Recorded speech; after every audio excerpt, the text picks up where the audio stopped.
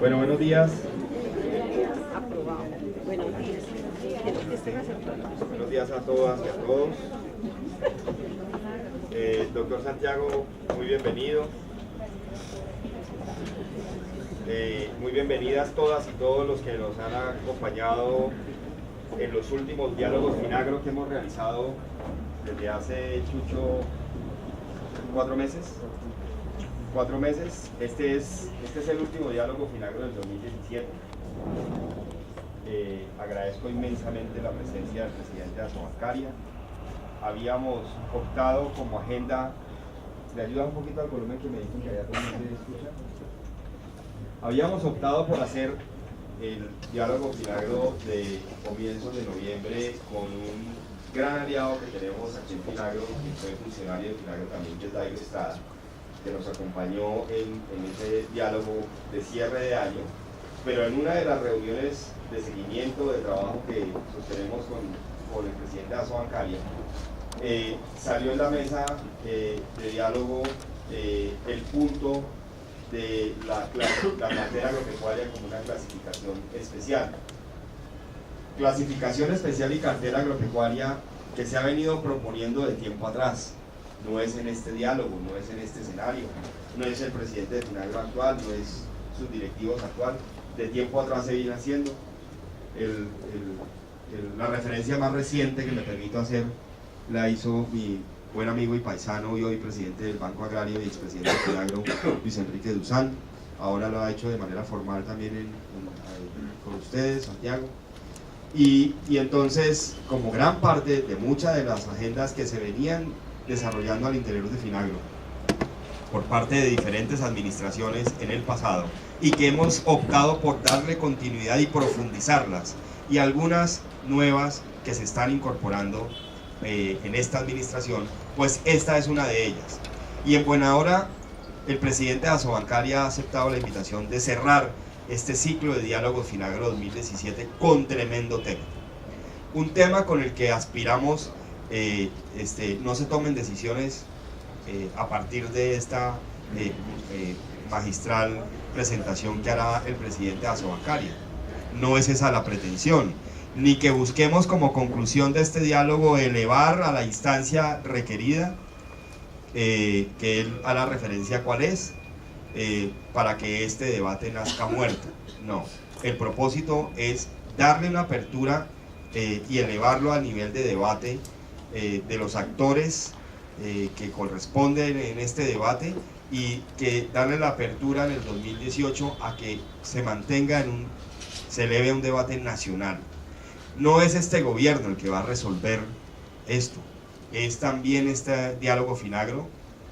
El propósito fundamental también es dejarlo de abrebocas para el próximo gobierno, porque lo decía el presidente de Asobancaria ahora, no es solamente una decisión de la Junta Directiva de Asobancaria, de los distintos actores que de ella forman parte, sino también hay que consultar la posición del gobierno.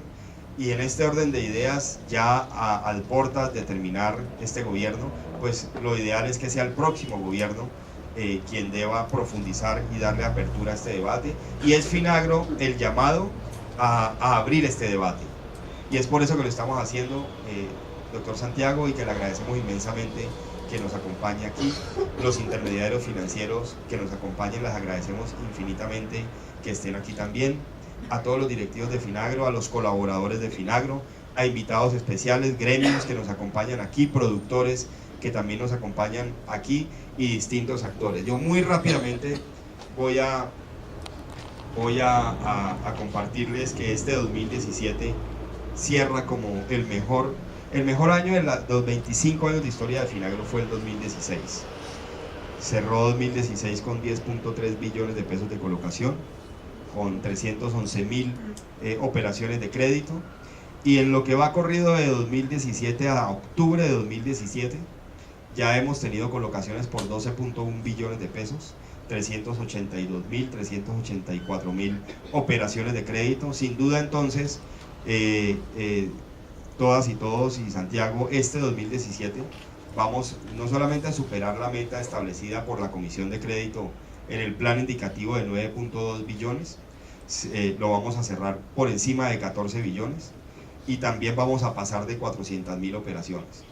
Esto es primero gracias al concurso de los colaboradores de Finagro, que todos los días con dedicación y pasión trabajan por la profundización del crédito agropecuario en los campesinos de Colombia, pero gracias también al compromiso de los intermediarios financieros que se la han jugado en este 2017, que han creído en que esta alternativa de país es válida y que debe darle esa posibilidad al interior a los campesinos de Colombia a tener recursos oportunos que ofrece los intermediarios financieros a través de la cartera agropecuaria. El diálogo que se ha profundizado, liderado por la vicepresidencia comercial que dirige Rodolfo Bacci, con los intermediarios financieros, con los gremios desde el primer semestre de este año, buscar que haya una mayor cercanía y un mayor conocimiento de lo que es el negocio agropecuario como tal, los ciclos de producción, todo el proceso de comercialización y todo el riesgo que genera esta actividad por parte de los intermediarios, por parte de los gremios, pues ha permitido construir lo que denominamos el crédito a la medida, y es por eso que en los registros de operaciones que se abrieron el 1 de junio, logramos incorporar este año algunos ítems de financiación que fueron concertados con los gremios, que no fueron aquí inventados por un técnico en una fría oficina en Finagro, sino fueron consultados con los gremios en Bogotá, pero también concertados con productores en provincia, en región, con porcicultores, con el sector ganadero, con piscicultores, con el sector arrocero, en fin, puedo poner otro sinnúmero de ejemplos, y obviamente también con el concurso decidido en nuestra junta directiva. Este Finagro, estos 240 funcionarios han decidido en este año 2017 jugársela por la innovación, y esta junta directiva y los accionistas de Finagro se la han jugado por la innovación en este 2017, y cerramos, Santiago, el 2017 con una línea que hemos denominado a toda máquina. A toda máquina es la combinación de largo plazo y tasas bajas, y el concurso y el compromiso de los accionistas de Finagro. No sé si haya referente, creo que hay un antecedente, Julio, en el pasado, pero será la segunda vez en la historia de Finagro en la que directamente Finagro subsidia la tasa.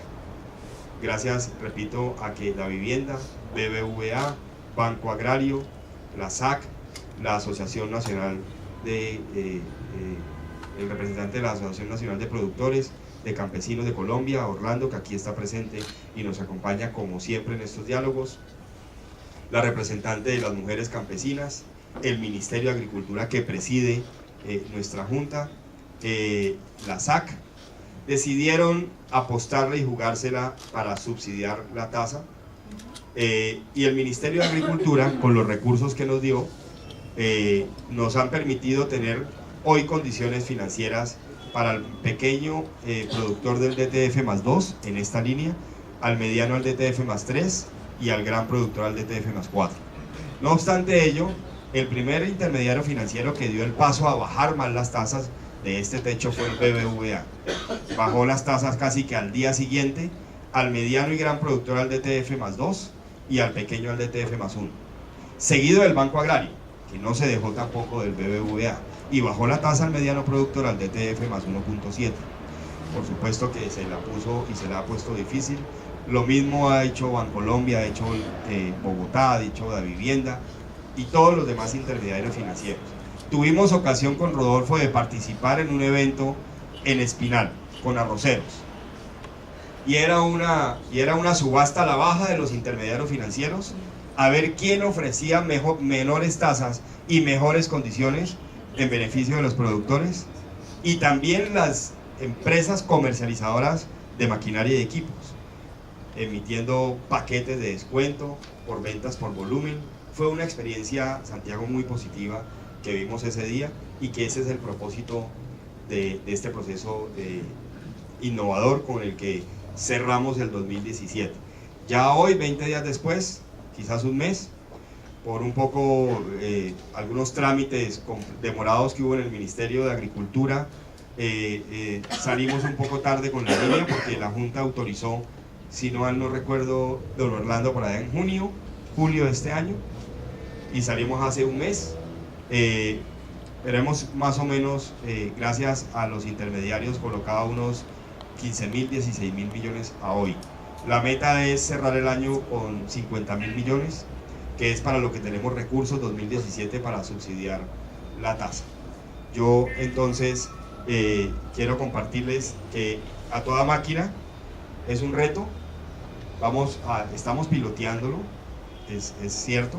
Tendremos que hacerla, enero será un mes de evaluación, de revisar cómo sale la línea. Esta línea puede salir bien, puede no salir bien, no hay nada escrito sobre ella.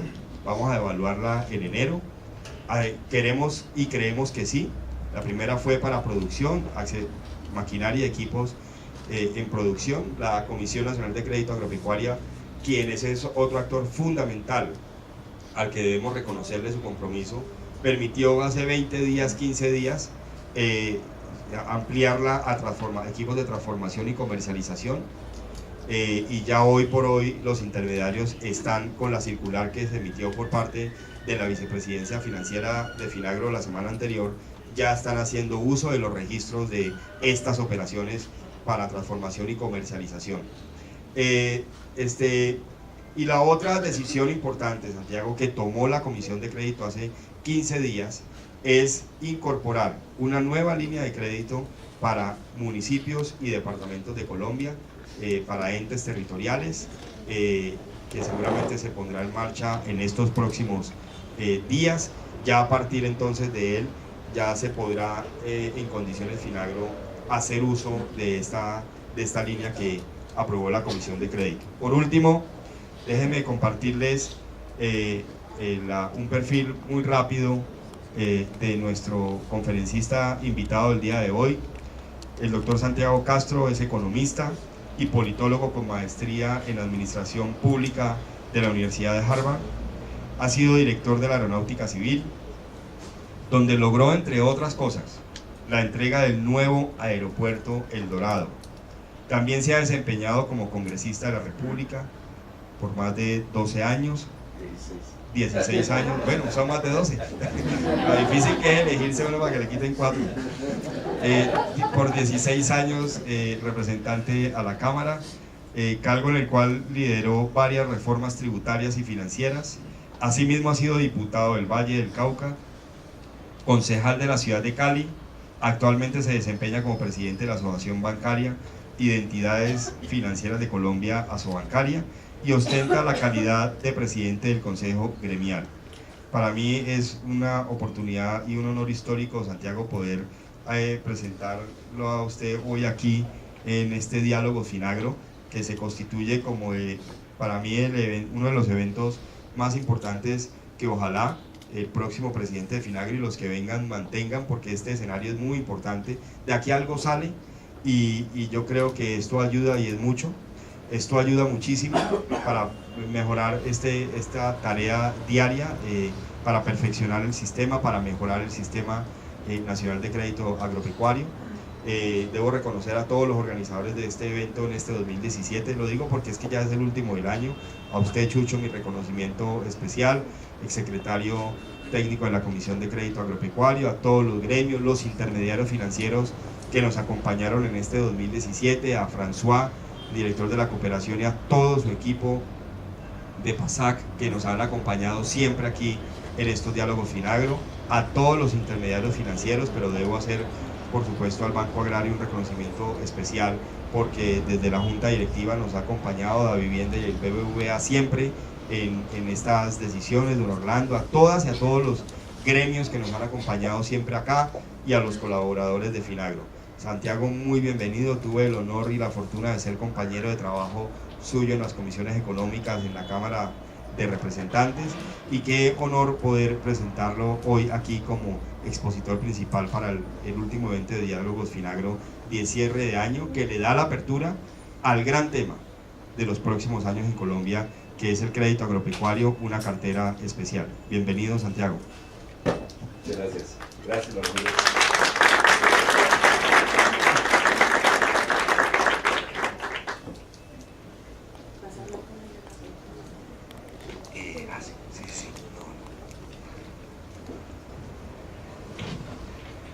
buenos días a todos. Primero, pues un agradecimiento muy especial a Carlos Ramiro por la invitación, a todo el equipo de Finagro, a sus intermediarios, a su junta, a todas las personas que han hecho que esta entidad haya sido una entidad financiera bandera dentro del Estado colombiano.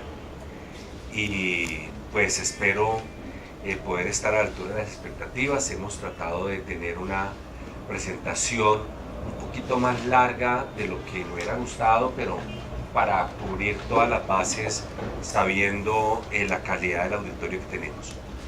El tema que me escogieron, estrategias para potenciar el financiamiento rural en Colombia.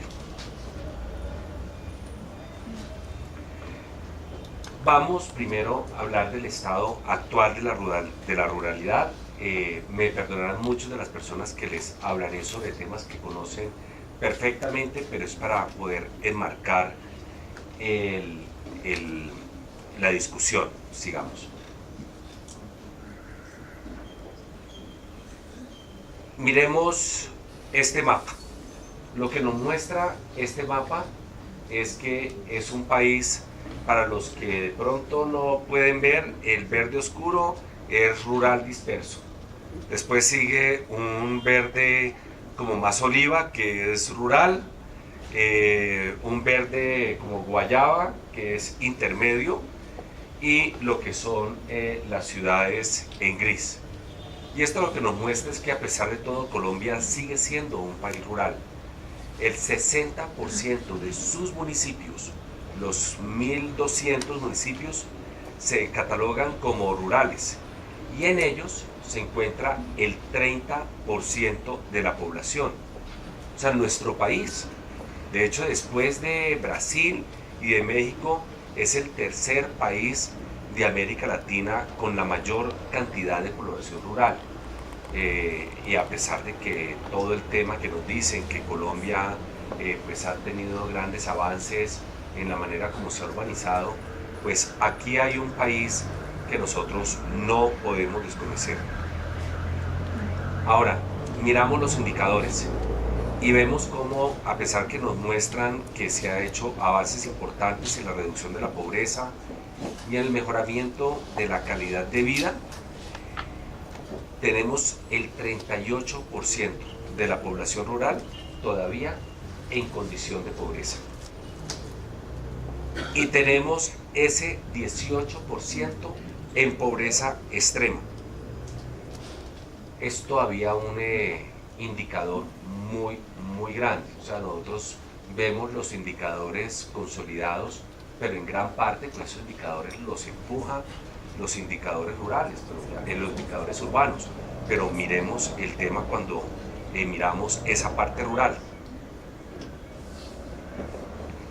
Nosotros creemos que obviamente, además de los necesarios procesos de formalización de tierras, de asistencia técnica, de capacitación, de actualización del catastro rural y todo lo que es desarrollo de técnicas de producción ambientalmente sostenible, es fundamental que nosotros incorporemos nuevos esquemas de financiamiento y de acceso al crédito en las regiones rurales. Si queremos nosotros acceder a los grandes proyectos que tanto demanda el país, y también para nosotros poder aprovechar al máximo la vocación productiva y la riqueza de nuestro territorio.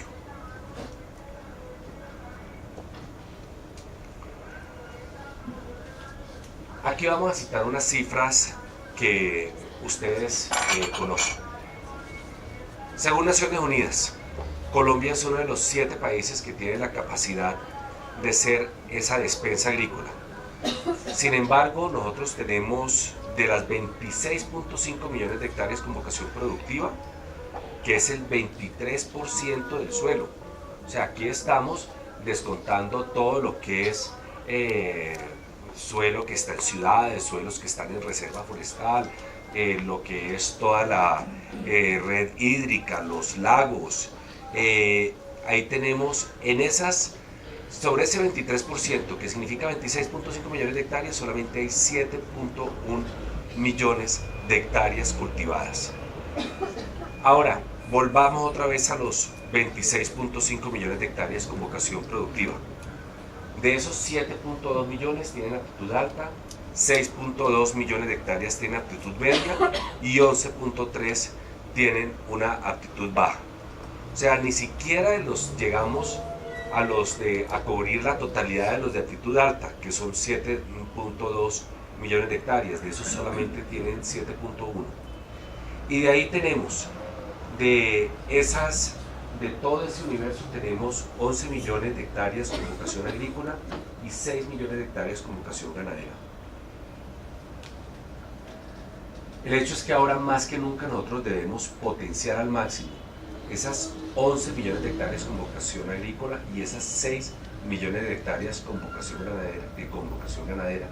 Tenemos que convertir ese sector agropecuario en uno de los principales motores de desarrollo económico y social del país. O sea, que lo que hemos visto en los informes del DANE en los últimos 2 trimestres no sea simplemente una anomalía, sino que sea realmente una tendencia que se consolide y se fortalezca.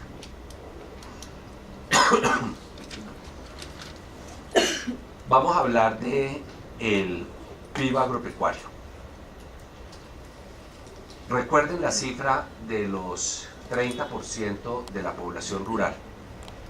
Pues resulta que ese 30% de la población rural, ahí hemos tenido una pérdida de participación del PIB agropecuario. No tenemos que confundir los dos temas, pero aquí estamos viendo también cómo se van abriendo unas brechas. La participación del PIB rural en este momento es del 6%. 6% de la economía de Colombia es el PIB rural. En el 2000 era 2 puntos mayor. O sea que la pérdida de participación del PIB rural dentro del PIB total de Colombia es notable. 2 puntos en 15, 16 años es una tendencia que nosotros tenemos que buscar revertir.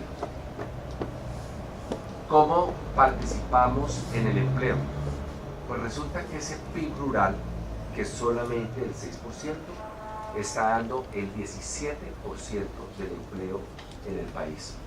Es el tercer empleador después del sector comercio y el sector servicios. O sea que cuando hablamos, muchos economistas dicen, no, pero es que ese PIB es muy pequeño, realmente pues dicen es que tenemos que hacer algo en lo rural porque tenemos que hacer ese checklist, pero eso en el agregado económico no importa. Claro que sí importa. Importa sobre todo en el tema de empleo. ¿Cómo serían las cifras de desempleo en Colombia si ese 6% de PIB no estuviera dando el 17%, que es un multiplicador de 3, estos son 3.8 millones de personas en este momento? Ese 16.9. Sigamos. Incluso en las regiones rurales y dispersas del país, el sector agropecuario es el que más empleo genera. El 63% de los ocupados en esa población rural del 30% que está ocupada en la agricultura. El resto, comercio, hoteles y restaurantes, servicios comunales, industria de otras ramas. Pero pues ¿en qué se emplea la población rural? Pues en agricultura, en una inmensa proporción. Y eso pues estamos viendo, de esos 4.9 millones que es del total de ocupados en los centros poblados y regiones rurales dispersas, eso suma 4.9 millones, 3 millones realizan actividades de agricultura, de ganadería, de silvicultura o de pesca. Y en ese sector, ahí sí, pues lo que sigue es el comercio. Entonces, pues vemos otra vez resaltada la importancia del sector agropecuario. Vamos a hablar ahorita de los riesgos que están presentes en este sector agropecuario. ¿Por qué es importante? Y pues estamos hablando de personas que trabajan en un banco, o sea que no es un tema ajeno. Pero es importante porque la utilización de estos riesgos tiene efectos sobre todas estas 6 variables que ustedes están viendo en esa proyección, en la calidad y la cantidad de la producción agrícola, en el precio de los bienes y servicios, en la capacidad de endeudamiento y el pago de las obligaciones vigentes del productor, en la rentabilidad del negocio, en los ingresos del productor y en el acceso a nuevos productos y servicios financieros. Hablemos de la clasificación de los riesgos agropecuarios, que son principalmente 4 tipos de riesgos: los riesgos de producción, los riesgos económicos, los riesgos humanos y los riesgos sociales y políticos. Riesgos de producción. ¿A qué nos referimos con riesgos de producción? Es a los factores que puedan afectar el proceso productivo. Dentro de este grupo encontramos los riesgos climáticos, los zoofitosanitarios y los biológicos. Y también tenemos que incluir aquí los riesgos de la implementación tecnológica por la incidencia que esto puede tener en la producción. Y la productividad va a ser uno de los grandes drivers, digamos, de cómo podría crecer el sector agropecuario. Los riesgos económicos son los riesgos que están asociados a los factores financieros del país, a los factores financieros tanto del país, como del productor. Los riesgos también de mercado, los riesgos crediticios, los riesgos patrimoniales, los riesgos país. Y uno de los riesgos económicos más frecuentes y con mayor incidencia es la fluctuación abrupta de las variables macroeconómicas. ¿Cuáles variables macroeconómicas? Tasa de cambio, temas de interés, inflación. Riesgos humanos son los riesgos que recaen directamente sobre las personas que ejercen la actividad económica y que se relacionan de manera indirecta con ella. A su vez, dentro de los daños a terceros, se incluye el riesgo ambiental por las externalidades que puedan generar algunas actividades. Por último, los riesgos sociales y políticos son riesgos asociados a los comportamientos de la sociedad en su conjunto y al marco legal, institucional y normativo del país. Vamos a clasificar estos riesgos agropecuarios con ejemplos para que nos quede más claro, porque les tengo que confesar que incluso cuando estábamos preparando la presentación yo le tuve que decir a mi equipo, bueno, explíquenme ustedes algunos de estos riesgos porque estas definiciones a veces nos pueden confundir. Entonces empecemos con riesgos de producción. Elementos naturales. Entonces ahí está la sequía, los excesos de lluvia, granizos, heladas, vientos. No, pues no tengo por qué decirles cuál es el efecto de una helada en los cultivos de flores en la sabana o en los municipios del oriente antioqueño. No tengo que decirles lo que es la sequía y el exceso de lluvia, lo que el granizo también hace con los cultivos de flores en la sabana de Bogotá. Las enfermedades, hongos, rayas, virus, las plagas, lactosa, pues ya sabemos el impacto que puede tener lactosa, y obviamente pues lo que es gestión y tecnología, la implementación, los riesgos que puede tener la implementación tecnológica si no se hace bien, o el efecto positivo si se hace bien. Los riesgos económicos, variación de precios, variación de tipo de cambio, variación de tasas de interés, insolvencia, los regímenes de insolvencia y liquidez, los riesgos patrimoniales, los riesgos país en su conjunto. En los riesgos humanos podemos mirar lo que es accidentes laborales, ausencia laboral por enfermedades, accidentes del agricultor, daños a terceros, daño ambiental, los riesgos sociales y políticos, cambios jurídicos, disturbios, guerra. Hemos tenido pues conflicto interno, por tanto hemos tenido guerra externa, huelga, delincuencia. Entonces pues quería compartirles estos ejemplos porque es muy importante que pues nos enmarquemos en que siendo esto una actividad financiera, pues nuestro driver son los riesgos. ¿Cómo los medimos cómo los gestionamos, cómo los mitigamos y cómo nos adaptamos. El ejemplo más claro de un riesgo de producción, el fenómeno del niño, de la niña en 2016, fue uno de los fenómenos climatológicos más intensos y prolongados. Al país le costó, en solo prevención y atención de emergencias, 1.6 billones de pesos. Esto es las cifras de la Unidad de Gestión de Riesgos y Desastres. Pero además, redujo el nivel de embalses a valores mínimos históricos y tuvo efectos entonces sobre los precios de la energía. Disparó la inflación en alimentos. Pospuso decisiones de cultivo, lo que generó reducción en la producción agrícola. Y entre otras, me pasaba que cuando hablamos de que disparó la inflación en alimentos, no nos olvidemos que esa inflación en alimentos elevó los índices de inflación y el Banco de la República tuvo que actuar para contrarrestar esa inflación. ¿Cómo actuó? Con mayores tasas.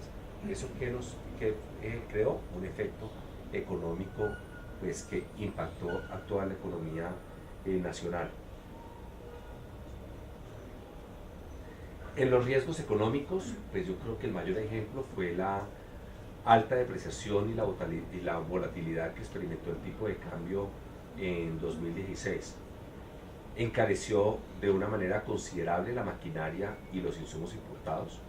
De hecho, entre el 2015 y el 2016, las importaciones del sector agropecuario se redujeron en un 3.2% por este efecto. Nos estaba saliendo casi un 40% más caro en pesos importar la misma maquinaria que estábamos importando un año y medio antes. Sigamos.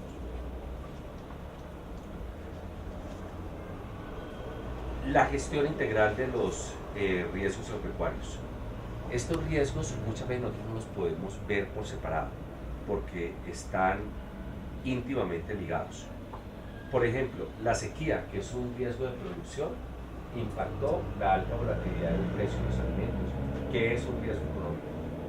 La huelga, que es un riesgo social, impactó la producción, que es también un riesgo económico. De ahí la necesidad que nosotros hagamos una gestión integral del riesgo, que podamos evaluar, que podamos mitigar, que podamos asumir o en algunos casos transferir ese riesgo. Y es que a diferencia de otras actividades, los riesgos agropecuarios suelen estar interconectados de una manera en que una sequía, que es un riesgo de producción, se nos convierte en un riesgo económico. El riesgo social se nos puede convertir también en un riesgo económico, como lo que lo estamos viendo. Y ahí lo que pues, uno podría pensar es que una primera etapa consiste en la evaluación del riesgo, pues, que no es otra cosa que seguir esos 3 pasos, pero por ejemplo, si identificamos un riesgo, inmediatamente ver cómo nos puede impactar y qué otros temas nos va generando. Y esto, si uno lo sabe mitigar o lo sabe asumir o transferir, pues puede ayudar a reducir de manera significativa el impacto negativo de un riesgo, por ejemplo, el de sequía, que es un riesgo que nosotros podemos, digamos, advertir con cierto tiempo, si bien la duración y la intensidad pues, tuvieron algunos factores de sorpresa. Sigamos. Vamos a hablar de la caracterización de la cartera agropecuaria. Y aquí, pues quiero empezar, digamos, a derrumbar un poquito unos mitos también que hemos creado. Y los mitos se crean por realidades que nunca fueron o por realidades que fueron hace muchos años, se quedaron en el imaginario y ya no lo son en este momento. El tema de la profundización financiera. Miren, aquí sí tenemos un tema donde hay un rezago. Para que tengan claro, la línea amarilla es la relación de cartera sobre PIB. Y la línea azul, que ahí no está dicho, es la cartera agropecuaria sobre PIB agropecuario, no es sobre el PIB total, no se van a confundir, no es que en el 2016 la cartera agropecuaria es 18% del PIB, no, es sobre el PIB agropecuario. Miren que ahí uno puede mirar que la línea de incremento de la cartera total no se compadece con lo que estamos viendo de línea de incremento de la cartera agropecuaria con el PIB agropecuario. Esto nos permite evidenciar dos cambios, uno de magnitud y otro de velocidad. En el primer elemento vemos que mientras la cartera total representa cerca del 46% del PIB, la cartera agropecuaria apenas el 18% del PIB agropecuario. Y para que se haga una idea ya de las magnitudes, la cartera total del sector bancario es de 400 billones de pesos. La cartera agropecuaria son 19 billones de pesos. En cuanto al segundo elemento, que es el elemento de velocidad, pese a que la cartera agropecuaria se ha profundizado con el tiempo, la rapidez a la que lo ha hecho es sustancialmente menor a la que lo ha hecho la cartera total. Y nosotros desde el gremio consideramos que en cartera total estamos absolutamente rezagados y esa está comportándose mejor que la cartera agropecuaria. Sigamos. Miremos ya el tema de manera geográfica. Cuando uno ve la cartera agropecuaria analizada por monto, uno ve su alta concentración en pocos departamentos del país. Y ahí tenemos dos gráficos, uno sobre el valor de las colocaciones y otro sobre el número de las colocaciones. Por valor de las colocaciones, el 60% está colocado en tan solo 4 departamentos: Antioquia, Valle, Cundinamarca y Santander. Si uno quiere sentirse un poquito mejor, entonces va al segundo cuadro y ya habla sobre el número de colocaciones y ya entonces uno empieza a ver ya una dispersión mayor. El hecho es que si bien el monto de las colocaciones estamos evidenciando una alta concentración, yo les puedo decir que este fenómeno obedece en buena medida a que dichas regiones también son las que agrupan los proyectos agroindustriales más importantes del país. Entonces, pues uno ve, pues Antioquia, que están toda la parte bananera del Urabá, la parte de flores del oriente antioqueño, que ve uno en Santander, la gran industria, agroindustria de la avicultura, ve en Cundinamarca toda la parte de flores y ve en el valle todo el sector de la clúster de la caña, más el sector de la avicultura. Santander y Valle son los dos grandes ejes de ese sector en el país. Entonces, pues tampoco es que nos debemos aterrar, o sea, es que están concentrados ahí esos grandes proyectos. Si analizamos el número de operaciones, se evidencia que la banca le está otorgando financiamiento, está irrigando crédito a casi todas las regiones del país. Incluso lo que se ve ahí, que usted ve en blanco, en verdad es como un azulito claro, quiere decir que hay créditos en este momento en todo el país. Sigamos. En cuanto a la distribución del monto por tipo de productor, lo que hemos sí evidenciado es una recomposición hacia el gran productor. Mientras en el 2010 el 13% del crédito fue otorgado a grandes productores, dicho porcentaje aumentó al 61% en el 2016. Esto es en distribución porcentual de valor, el primer gráfico. Ahora vamos a ver ya ese valor nominal, cómo se ha comportado. O sea, cómo está comportándose el gran productor, que es el amarillo, después cómo se comporta el mediano productor, que es el azul, y cómo se comporta el pequeño, que es el gris, y el microcrédito, pues ahí no lo van a alcanzar ni a ver. Son estas dos rayitas que se empiezan a ver en el 2016 y en el 2017 arriba. El pequeño, tenía un valor de colocaciones de 1.16 en el 2010. 17 años después estamos en 1.85.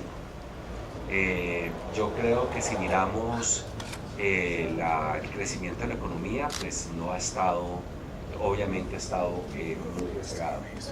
El mediano ni siquiera ha crecido, se ha mantenido en la misma cifra. El grande sí ha tenido un crecimiento de 1.2 a 6.81, que digamos es el punto de esperanza, aunque todavía con unos montos mínimos marginales, que es que se ha incrementado en un año 16 veces el microcrédito agropecuario.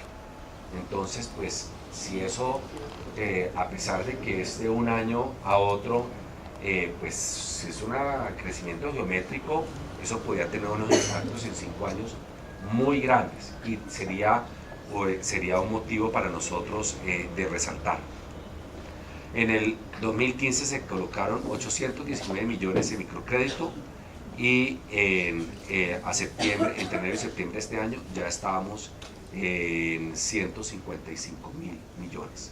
Entonces, perdón, ni siquiera ese es un 16, es 160 veces. Es un crecimiento, en 5 años puede ser, aún se moderan las tasas de crecimiento, unas cifras muy grandes. Ahora, si uno lo analiza por el número de créditos, la situación es completamente opuesta. Ahí vemos que la concentración sigue siendo importante en el pequeño productor. En número, el pequeño productor es el 62% del número de colocaciones, y también resaltamos otra vez el crecimiento del microcrédito rural en los últimos años. Eso va a ser un instrumento clave para nosotros, como les dije sobre el slide anterior. Miren el número de colocaciones de microcrédito, pasa de 335 en el 2015 a 83.152. Ahora, ojo, no es que antes, en el 2014, no se realizaba, sí se realizaban microcréditos. Lo que pasa es que muchas de las entidades que lo realizaban eran fundaciones que se convirtieron en bancos. Entonces empezaron a ser contabilizadas dentro del sistema financiero a partir del 2015. Entonces ahí pues tenemos a Banco Mundo Mujer, ¿qué otro tenemos? Al Banco W, entonces a Banca Mía. Entonces, ojo, no es que no se hacían antes, es que se hacían, pero pues no estaban dentro de las estadísticas, bancarias.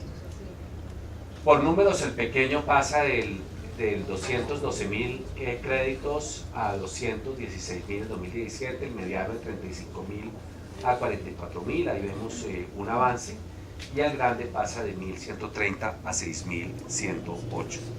El microcrédito pasa de 335, como les dice, 83.000. Sigamos. Aquí vamos a hablar en la desagregación por tipo de productor, y nosotros ahí pues lo que evidenciamos es una recomposición a favor de la cartera sustitutiva.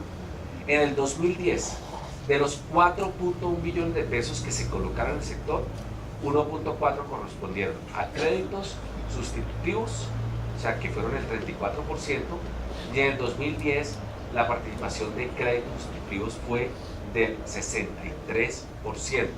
O sea, vemos ahí ese incremento tan grande. Los créditos de redescuento pasaron de 2.7 billones en el 2010 a 2.16 a 3.8 en el 2016. Entonces vemos ahí cómo se ha volteado completamente la distribución de esa sustitución, y pues ahí hay una parte obviamente que es cartera agropecuaria, que no se clasifica en ninguna de las dos, pero sí estamos diciendo pues que esto se ha dado al menos y creemos que es al menos de manera parcial por los incentivos que se han ofrecido para que la cartera sustitutiva compute en una mayor proporción dentro de las inversiones forzosas que tienen que realizar las entidades. Sigamos. Aquí es donde miramos ya las cifras por número de operaciones. Y ahí sí empezamos a ver cuadros diferentes de lo que vimos.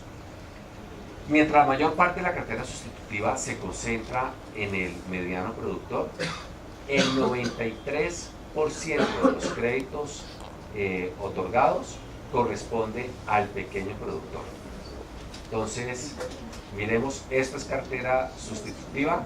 Allí el rey es el mediano con el 87.6%, sigue el grande con el 7.7%, pero también está el pequeño con el 4.7%. Entonces, mito derrumbado, que es que no hay cartera sustitutiva para pequeño y mediano. Sí hay, tenemos que crecer, pero sí hay cartera sustitutiva para mediano y pequeño, y esperamos que esto se vaya ampliando. En la cartera de redescuento por tipo de productor, obviamente el mayor es el pequeño, que es como debe ser. Entre otras, esto pues confirma que la política pública está operando. O sea, esa cartera de redescuento pues está orientando especialmente al pequeño y en una proporción ya mucho menor al mediano, y no tengo mayores observaciones ni reparos a esa situación como la estamos viendo. Sigamos. Ya cuando analizamos las estadísticas por el monto de operaciones, ahí sí ya vamos viendo los retos que tenemos. La mayor parte de la cartera sustitutiva por valor ha sido dirigida a grandes productores en un 81%, pero miramos que los medianos también están representados por un monto, por el 17.5% de esos montos, pero que también está el pequeño. O sea, el pequeño está ya empezando a hacer su presencia, tanto en número, como lo vimos en el slide pasado, como en valor, como lo estamos viendo. Ahora, el redescuento por tipo de productor es obviamente el pequeño, sigue siendo el rey con 61%, y estamos viendo el mediano ya teniendo una participación muy significativa, el 31.2%, y el grande con 7.8%. O sea, hay cartera sustitutiva también para grandes proyectos. Yo creo que estos deben ser proyectos, no hemos centrado en hacer análisis de proyecto por proyecto, pero deben ser proyectos muy asociados al desarrollo de políticas públicas. Sigamos.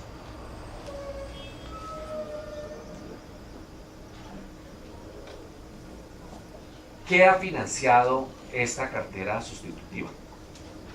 Ahí lo que vemos es que la cartera sustitutiva ha financiado mayoritariamente capital de trabajo, y la de redescuento se ha destinado principalmente a inversión. Vemos los valores de las colocaciones por destino de crédito, 2.8 billones en la que es capital de trabajo, 2.8 billones va a cartera sustitutiva, 420.000 va a cartera de trabajo, mientras en inversiones 1.2 va a cartera sustitutiva y 1.9 a cartera de redescuento. En la anterior era 420.000, 415 a cartera de redescuento. En normalización de cartera, 793.000 va a cartera sustitutiva y 385.000 va a cartera de redescuento. Un tema que es muy importante, digamos, para el gremio resaltar. Sigamos con el... A diferencia de lo que se ha convertido en un mito, cerca de la mitad de las entidades bancarias del país están contribuyendo a la financiación rural, ya sea vía cartera sustitutiva o cartera o por redescuento. O sea, no es solo un tema ya solamente de que pesa sobre los hombros de Banco Agrario y de Finagro. Cada vez estamos viendo más al sector bancario privado metiéndose en el sector agropecuario, lo cual es una buena noticia para todos. Miremos en cartera sustitutiva.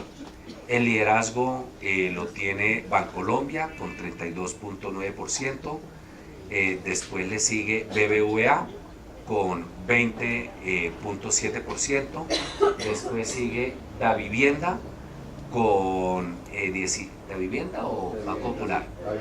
No, Davivienda con 18.6%, después tenemos Banco de Occidente con 4.2%, después sigue, ayúdenme que ustedes, Banco Bogotá con 6, 6.3 corresponde a Itaú.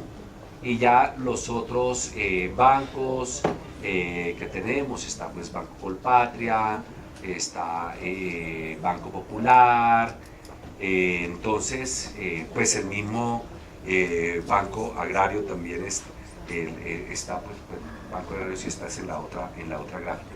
Pero vemos cómo ya hay una participación muy grande de muchas entidades, porque también decían, no, es que pues es Banco Agrario, y vemos que Bancolombia se está metiendo, no, ya no es, ya vemos a todo el sector manifestando un gran interés. Y en la cartera de redescuento, pues ahí sí, como es natural, pues si el liderazgo lo tiene Banco Agrario con 72.6, pero vemos a todas las otras entidades asumiendo más de un cuarto de toda la cartera de redescuento. Sigamos. Las recomendaciones de política para promover el financiamiento rural. Lo primero que tenemos que hablar es del sistema de información rural, porque la falta de información en el sector de lejos se constituye como una de las principales barreras, no solo para el acceso al crédito, sino para el diseño de políticas públicas que puedan estar enfocadas en las regiones rurales y dispersas del país. ¿Qué tenemos que hacer? Crear un sistema de información rural y poder garantizar su sostenibilidad en el tiempo. Este sistema debía estar enmarcado en 5 principios: de neutralidad, de especificidad, de reciprocidad, de calidad y de periodicidad. Y debe incluir información, entre otras cosas. 1. Oferta y demanda de los diversos subsectores agrícolas y pecuarios del país. 2. Vocación de la tierra. 3. Productividad de las distintas actividades. 4. Encadenamientos productivos y cadenas de valor. 5. Una completa descripción del perfil socioeconómico de las personas que habitan las distintas regiones. Solamente desde el sector público le podemos decir que si ustedes cogen los mapas de información rural que tienen diferentes entidades del sector público, lo que tiene, digamos, por ejemplo, el Ministerio de Agricultura, o lo que tiene pues la UPLA. No, pues la UPLA, lo que tiene el DANE, y los pone unos encima de otros, va a ver que no hacen match. Si nosotros pudiéramos ponerlos en las transparencias y los poníamos uno encima a ver si nos daba exactamente la misma información, no nos va a dar la misma información. Entonces, lo primero es un reto para el Estado, pero esa no es solo responsabilidad del Estado, es responsabilidad de todos los actores que nosotros estamos participando. Para la idoneidad y la viabilidad de un sistema de información, nosotros debemos tener en cuenta en su concepción y gestión por lo menos los siguientes atributos. Los atributos que les dije: neutralidad, ¿qué significa? Que el sistema de información deberá ser gestionado por una entidad neutral para ofrecer garantías de transparencia y que no haya simetría en el acceso y uso de la información. ¿Qué quiere decir especificidad? Que el sistema deberá incluir información detallada por actividad y ubicación geográfica con el fin de servir como insumo para el diseño y la estructuración de modelos de conocimiento del cliente y de gestión y de administración del riesgo. Reciprocidad es que solo quienes aporten información al sistema deberían adquirir el derecho al uso de la misma. Y calidad es que se deben establecer estándares mínimos de calidad de la información compartida con el fin de que nosotros podamos garantizar la confiabilidad de este sistema. Desde Asobancaria nosotros queremos, eso sí, aplaudir y resaltar el trabajo que viene realizando el Ministerio de Agricultura, Finagro, la UPRA y la CAF en el diseño del SIGRA. Es un sistema de información para la gestión del riesgo agropecuario, o sea, no es que aquí nos estemos inventando la rueda, esto ya se ha pensado, ya se está gestionando. Para los que no lo conocen, el SIGRA es un conjunto integrado de actores, datos y tecnologías y procedimientos que interrelacionados van a permitir gestionar la información necesaria con el fin de generar conocimiento en las instituciones del sector y así poder soportar la toma de decisiones en la gestión de los riesgos que afectan el sector agropecuario. Este sistema contempla un modelo de operación e integración público-privada de intercambio de información. Ya se ha pensado, pero lo necesitamos lo más pronto posible. Es imperativo para poder seguir adelante. Ese sistema de información rural, pues algunos de los beneficios de este sistema, que de por sí son evidentes, pero por un lado facilita los procesos de conocimiento del cliente. En el tema de riesgo mejora la gestión, administración y evaluación del mismo. Promueve el aseguramiento agropecuario, reduce trámites y costos para la entidad y para el productor. Entonces, pues en el primero, lo que quiero hacer énfasis es que la gestión y administración del riesgo. Nosotros poder saber que contamos con un sistema de información nos permite conocer a las entidades. Por ejemplo, si un productor de papa efectivamente está cultivando en un terreno apto para ello, si la región en la que cultiva tiene las condiciones climáticas idóneas para ese producto, y conocer los ciclos de cultivo y las demás características del mismo. Y lo otro, eso sí queremos hacer énfasis en la promoción del aseguramiento agropecuario. Si nosotros tenemos el sistema de información, podemos estimar de manera más precisa los índices con los que se construyen los seguros paramétricos indexados, y también nos va a permitir al sector asegurador a ofrecer productos que se adapten a las necesidades de los productores. El uso de nuevas tecnologías. Aquí tenemos un apalancamiento que nos puede brindar un gran apoyo. Esos avances tecnológicos van a ser fundamentales para que nosotros podamos promover una mayor inclusión financiera rural, tanto por el lado del pasivo como por el lado del crédito. Ahí, pues lo que estamos diciendo es seguir utilizando la tecnología para crear nuevos productos, servicios y canales que se adapten a las necesidades de este segmento de la población. Ya se empezó, ya hay unos ejemplos muy exitosos, es seguir en esa senda, pisar el acelerador, meterle un poquito más de combustible a ese carburador y que esa revolución de las revoluciones de ese motor nos den una mayor potencia. El santo grial que estamos buscando es una banca digital que le sirva al sector rural, que a través de canales como sus corresponsales bancarios o asesores móviles, o a través de productos, que son productos de ahorro y transacciones móviles, las CATs, la CAE, la DE y los créditos de consumo de bajo monto y los microseguros rurales, podamos tener un gran avance. En este momento hay 30 instituciones que tienen tipos de acceso, llámese corresponsales bancarios o los asesores móviles, que entre otras han adquirido cada vez más importancia. Esos son un mecanismo versátil, flexible, que le puede llegar a la población más apartada del país, porque sorprendentemente y afortunadamente para el país, la cobertura de red, aunque con algunas falencias, para los niveles de Colombia es una cobertura buena.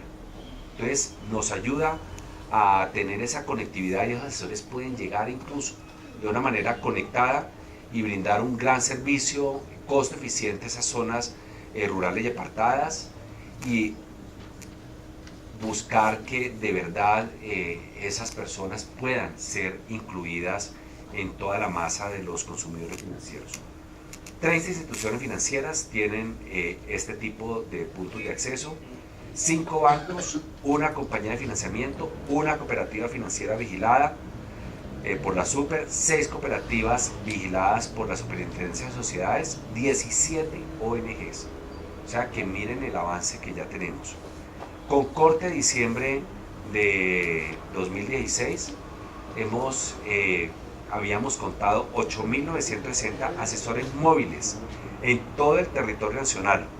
¿Sabe cuántos habían 4 años atrás? Apenas 1.166. En 4 años sextuplicamos esa cifra. Ahí pues simplemente hacer énfasis. Creemos que esto es una de las mejores maneras a través de los asesores móviles de poder construir tejido social. Y a diferencia de los corresponsales bancarios que acercan a las personas a las entidades, en el caso de los asesores móviles es la entidad la que se acerca a la población rural. Bueno, no les voy a hablar más de esto porque es un tema en que nos apasiona y yo creo que hay muchas personas que podrían hablarnos media hora más de la potencial de estas tecnologías. La promoción del aseguramiento rural. Una recomendación fundamental aquí es que el fortalecimiento y la masificación de los seguros agropecuarios nos va a permitir mitigar parte de los riesgos inherentes a este tipo de actividades. De por sí la actividad agropecuaria es una actividad que tiene ciclos y tiene riesgos y puede tener altibajos, y por eso no entendemos el poco alcance que ha tenido el aseguramiento rural. Culpa nuestra de las entidades, culpa del sistema, culpa de, digamos, tener una correcta alineación de incentivos y políticas. Pues tenemos que empezar a mirar no solamente en el análisis, sino ya empezar a hacer propuestas. Ahora tenemos los seguros paramétricos indexados, pero resulta fundamental poder ofrecer modalidades particulares para las actividades agrícolas y pecuarias, como seguros de daño directo a la planta y contra riesgos nombrados, seguros de rendimiento garantizados, seguros de estancia y adaptación, seguros multirriesgos y catastróficos, porque además de que eso se constituye como una garantía ante las entidades financieras, o sea, nos sirve a nosotros como sector. El seguro agropecuario protege en gran medida el capital y las inversiones de ese productor. Aquí solamente voy a hacer énfasis en los seguros catastróficos. Esta modalidad, por ejemplo, nos permite asegurar amplias extensiones de territorio. Por ejemplo, es decir, la Mojana, que tiene unos altos riesgos de inundación, y cubrir a los productores en una misma zona, siendo este un mecanismo ideal para apoyar la agricultura familiar y los pequeños productores de bajos ingresos. Actualmente, y tenemos que reconocerlo, el gobierno ofrece incentivos a la prima de seguro agropecuario, y este elemento lo deberíamos aprovechar para potenciar el uso de los mismos. El seguro agropecuario de tipo catastrófico ha sido implementado con éxito en México y en Perú, logrando en el primero de los casos, en México, 10 millones de hectáreas aseguradas con seguro catastrófico, que equivalen al 46% de las áreas sembradas del país. En el Perú, una cobertura del 13% de hectáreas cultivadas. Aquí, el gobierno se ha dado la pega, lo ha creado, lo ha reciclado, y tenemos que empezar a masificar su uso. Sigamos. Consideraciones finales.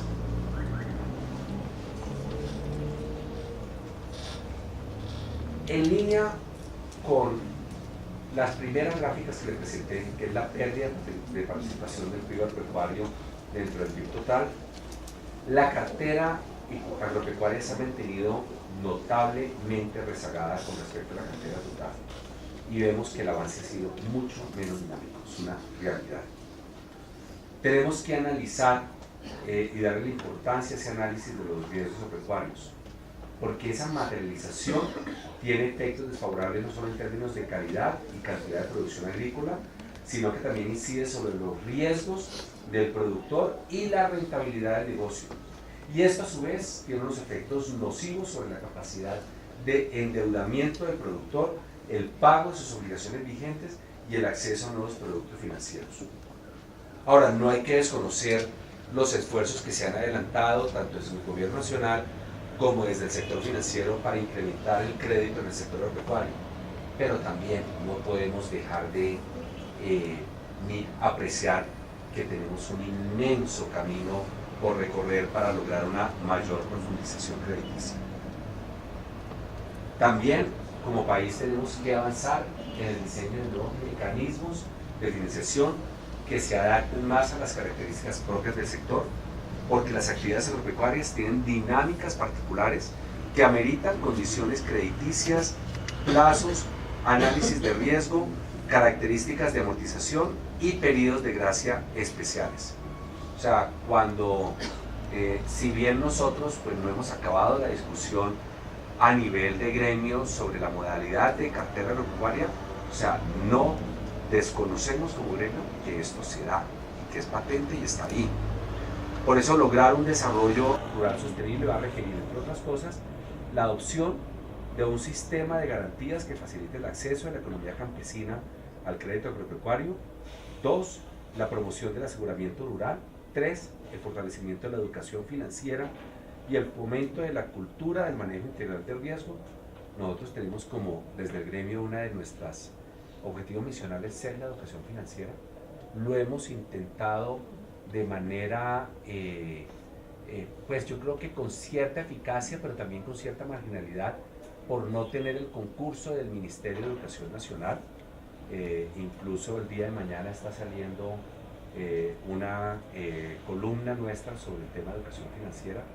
Creemos que pues, avanzar en pilotos no es suficiente, ya tenemos que masificar el tema de la educación financiera, lo cual se ha convertido en una debilidad para los consumidores, el consumidor financiero en Colombia, que está rezagado en el mundo. O sea, en las pruebas PISA, en la educación financiera, no quedamos en el último grupo, quedamos de últimos, que es increíble, o sea, por debajo de países con un nivel de desarrollo mucho menor que el nuestro. Y por último, la provisión de recursos de capital semilla que permitan el inicio de procesos productivos. Entonces, pues con eso quiero terminar.